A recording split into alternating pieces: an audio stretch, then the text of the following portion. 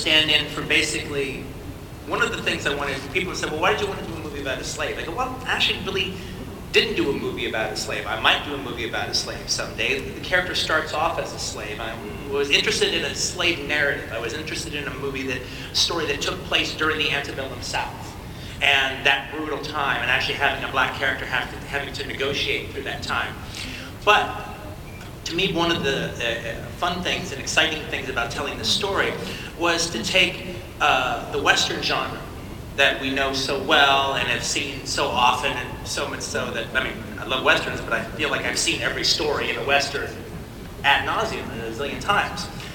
So to take that type of Western story and place it in the antebellum South and put a black character at the center of it, all right, and doing the Western cliches, but doing them in the South in a way you don't see, the way the Westerns bend over backwards to not deal with slavery.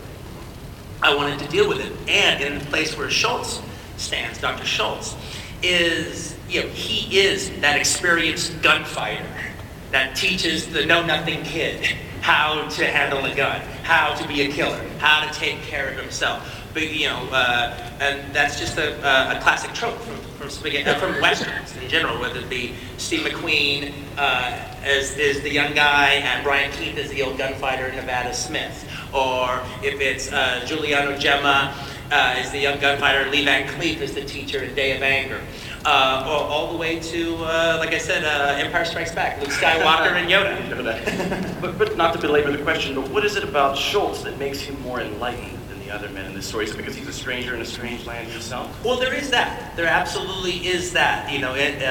He's actually, as savvy as he is about the West and the bounty hunting game and profession, is as unsavvy as he is about the realities and the cruelties that exist in the South. As far as face-to-face dealing with it. And it's one of the things that actually becomes kind of interesting in the story is in the first half of the story, it is Schultz operating as the mentor, teaching Jamie how to read, how to do this, and how to draw fast, all the things that you've seen before in Westerns, and it's cool to see a black character doing it.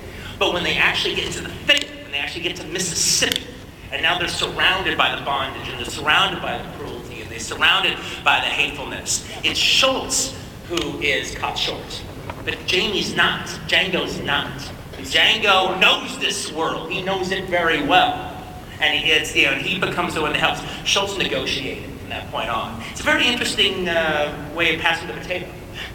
Which, by the way, corresponds